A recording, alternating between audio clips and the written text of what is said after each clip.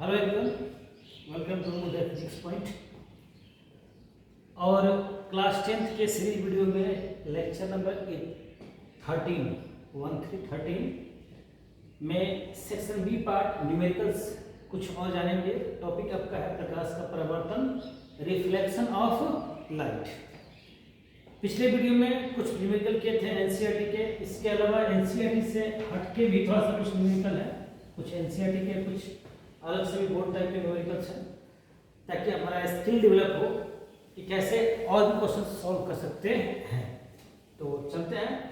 ये क्वेश्चन दिखाई दे रहा है आपको, 6 क्वेश्चन हैं, इनको सॉल्व करेंगे one by one, each and every question. ठीक है, और हम स्टेप बाय स्टेप बढ़ते जा रहे हैं।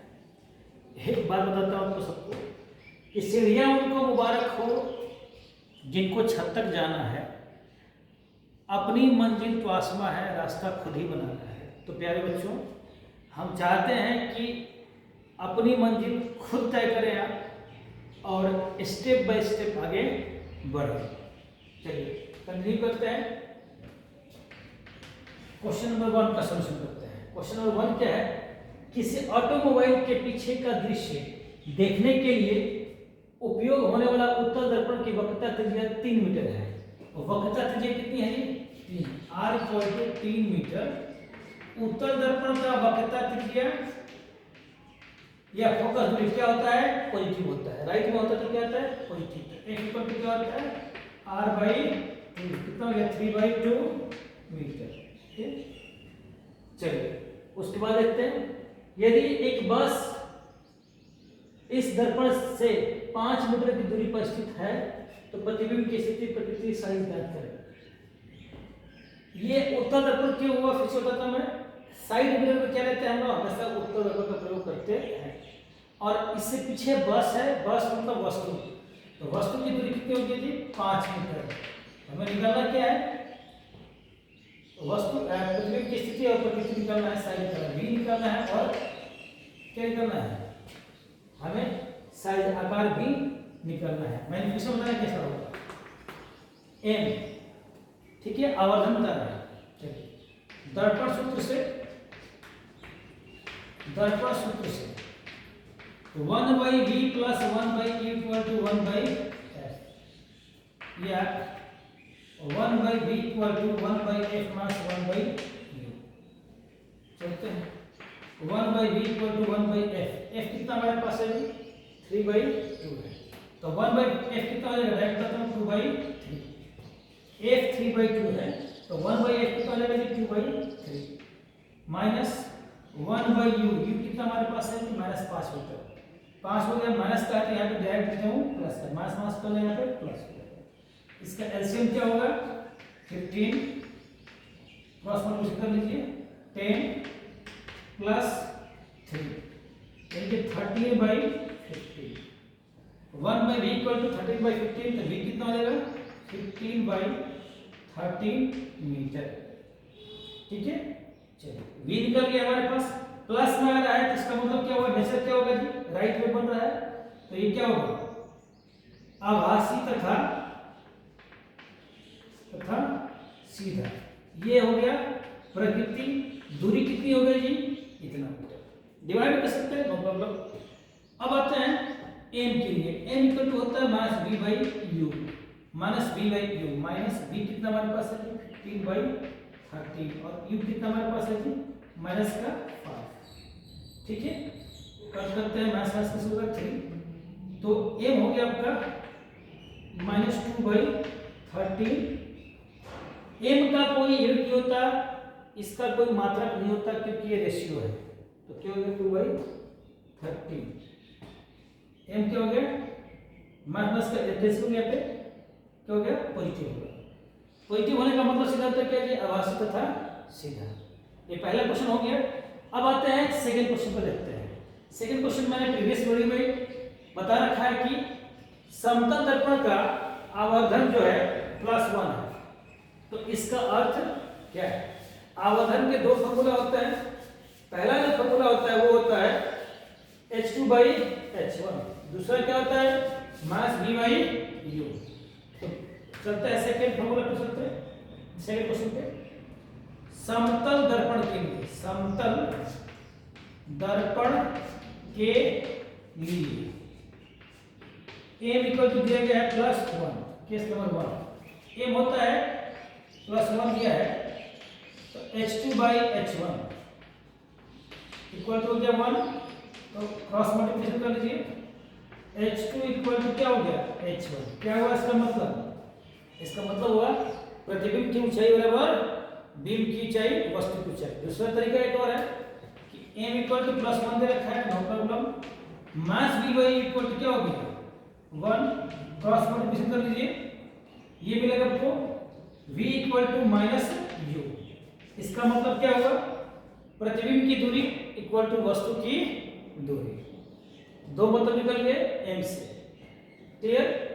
अब तीसरा है क्वेश्चन, एक उत्तल दर्पण की वक्रता त्रिज्या 12 सेंटीमीटर है, दर्पण से 12 सेंटीमीटर की दूरी पर स्थित वस्तु का प्रतिबिंब निकालना है। उत्तल दर्पण के लिए वक्रता त्रिज्या दे रखा है r इक्वल टू 12 सेंटीमीटर।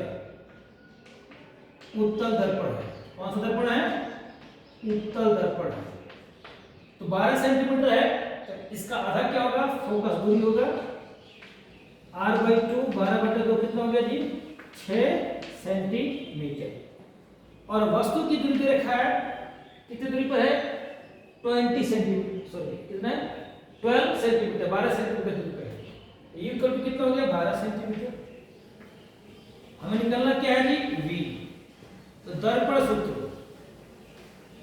सूत्र से 1/v equal to 1/f minus 1/u, ये इधर प्लस होता है 1/u, इधर लिखे में माइनस हो गया 1/f, f कितना आ जाएगा 6 प्लस माइनस 1/u कितना हमारे पास है जी 12, माइनस का 12 है, तो माइनस माइनस प्लस करता है डायरेक्ट इक्वल टू एलसीएम कितना हो गया इसका 12, 6 टू 12, तो 2 बच गया पे, कितना हो गया पे 1, 1/v इक्वल टू कितना मिल गया, ये मिल गया आपको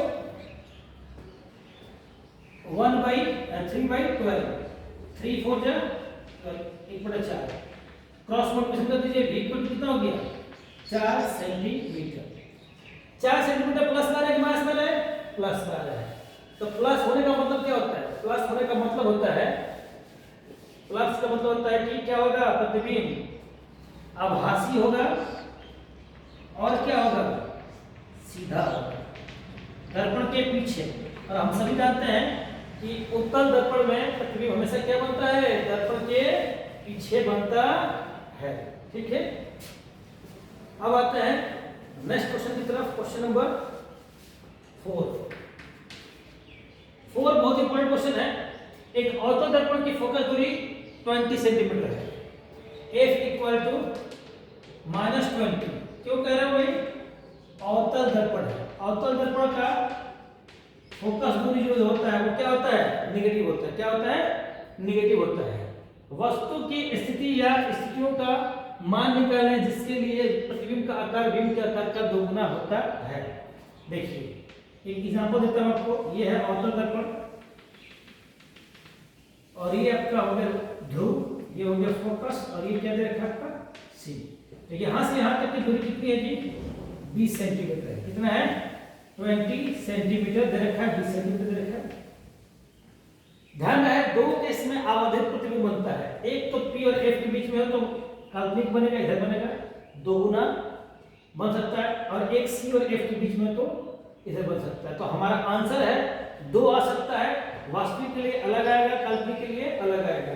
तो एक का आंसर 20 से कम होगा, एक का आंसर 20 और 40 के बीच में होगा। तो देखते हैं, पहला m दिया गया है +-2, +-2 क्या है, स्थिति या स्थितियों का मतलब, या तो ये हो सकता है काल्पनिक प्रतिबिंब या वास्तविक हो सकता है। तो चलते हैं केस 1 पहले सॉल्व करते हैं। वास्तविक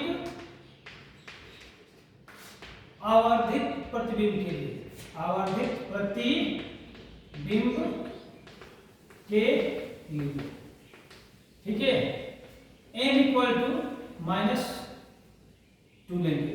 m क्या आता है वास्तविक के लिए भाई, निगेटिव होता है। क्यों निगेटिव होता है, क्योंकि वस्तु ऊपर होता है और प्रतिबिंब नीचे होता था, एक प्लस एक माइनस, तो प्लस अपन माइनस क्या मिलेगा आपको, माइनस मिलेगा। यानी कि मास, एक और फॉर्मूला होता है इसका, mass we Y equal to कितना हो गया जी, -2। मास मास कैसे, v इक्वल टू कितना मिला, 2 into u 2u। क्लियर। अब दर्पण सूत्र लगाते हैं, दर्पण सूत्र से 1/v plus 1/u equal to 1/f। चलिए 1/v, v की वैल्यू कितनी है जी, 2u है, प्लस 1/u कितनी है हमारे पास, u हमारे पास u रहे दो, और 1 बाई क्या हो जाएगा, -20। f की वैल्यू कितनी है, -20। एलसीएम निकालते हैं इसका, 2u,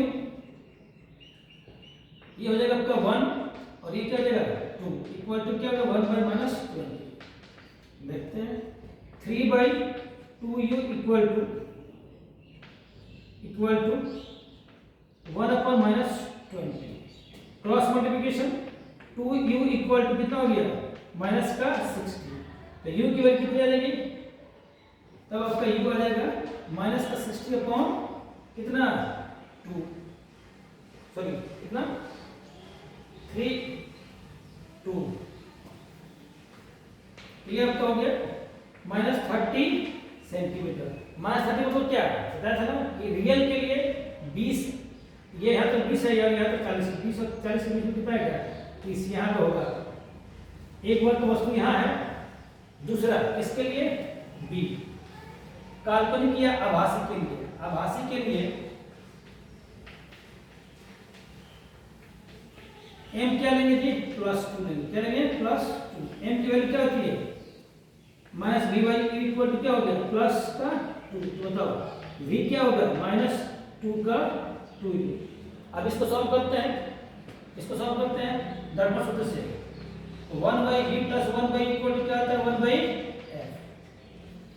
तो 1/v माइनस कितना 2u plus 1/u equal to 1/f की वैल्यू कितनी हमारे पास है, -20। ये आपका हो जाएगा एलसीएम हो गया 2u, -1 प्लस 2 इक्वल टू 1/-20, तो क्या मिलेगा हमें, अब हमें मिलेगा 2u और ये मास 1 और +2 कितना हो जाएगा भाई, 1 होगा, कितना होगा 1, तो ये 2u को क्या मिलेगा आपको, -20, यानी u को क्या हो जाएगा, -10। अब वस्तु कहाँ होगा जी, यहाँ होगा, और यहाँ वाला क्या होगा जी, काल्पनिक होगा, क्या होगा, काल्पनिक प्रतिबिंब, और यहाँ वाला क्या बनेगा, वास्तविक।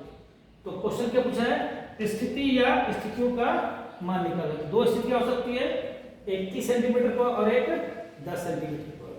क्लियर। अब आते हैं पांचवा क्वेश्चन। फिर क्वेश्चन देखते हैं क्या है हमारा, समतल दर्पण का की शक्ति कितनी होती है। बताया था शक्ति का फॉर्मूला क्या है जी, P इक्वल टू क्या होता है, P इक्वल टू 1/f। समतल दर्पण का कोई पूछे कि सर फोकस दूरी कितना होता है, तो क्या होता है, समतल दर्पण की फोकस दूरी अनंत होती है। कैसे होती है, अगर समतल दर्पण में कोई किरण, ये समतल दर्पण है, इस पर कोई किरण आती है तो टकराने के बाद, रिफ्लेक्ट होने के बाद क्या कहीं कन्वर्ज होती है, कहीं कटती है या डाइवर्ज होती है, ना तो कन्वर्ज होती है ना डाइवर्ज होती है, पैरेलल आती है, पैरेलल ही जाती है, तो अनंत से आती है अनंत पे जाती है, तो इसकी फोकस दूरी कितनी हो गई, इन्फिनिटी। कितनी है, इन्फिनिटी। तो लिखेंगे समतल दर्पण के लिए f इक्वल टू क्या हो गया, इन्फिनिटी, अनंत। तो p इक्वल टू 1/∞, तो कितना हो गया 0। तो समतल दर्पण का शक्ति कितना होता है, 0। इसका सीधा मतलब है ना तो ये कन्वर्ज करता है और ना ही ये डाइवर्ज करता है। ठीक है। 6 क्वेश्चन है आपका, एक अवतल दर्पण द्वारा बने वास्तविक प्रतिबिंब का आकार 4 गुना है यदि दर्पण से वस्तु की दूरी 2 सेंटीमीटर है तो दर्पण का फोकस दूरी ज्ञात करें। देखिए अवतल दर्पण के लिए, अवतल दर्पण के लिए, अवतल दर्पण के लिए, ठीक है, 4 गुना दे रखा है। m इक्वल टू क्या रखा है, m इक्वल टू 4। -4 क्यों लिखा, वास्तविक है, वास्तविक के लिए m क्या होता है, निगेटिव होता है। m इक्वल टू -4 और इसकी अधिलंबन से वस्तु की दूरी 10 सेंटीमीटर है। u कितना देखा आपके पास, -10 से। तो मुझे बताइए m इक्वल टू क्या होता है, mass v by u equal to mass 4।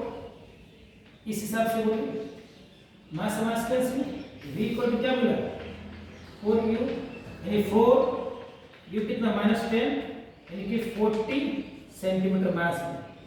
u मिल गया मुझे, v मिल गया, तो क्या निकलना है f। दर्पण सूत्र से 1 बाई f इक्वल टू क्या होगा 1 by v plus 1 by u। 1 by v कितना हमारे पास है जी -40 प्लस 1 बाई u कितना हमारे पास -10। बताइए 1 बाई f इक्वल टू क्या हो गया, नेक्स्ट एलसीएम कितना हो गया -40 -10। इसका हो जाएगा -40 करें तो तुम करते लो -40 डिवाइड तो -1 ऊपर हो गया यहाँ पे, और 10 4 जा 40 -4 हो गया यहाँ पे, कितना हो जाएगा -5 बाई 40। ठीक है, f इक्वल क्या मिलेगा -40 बाई 5 यानी कि -8 सेंटीमीटर।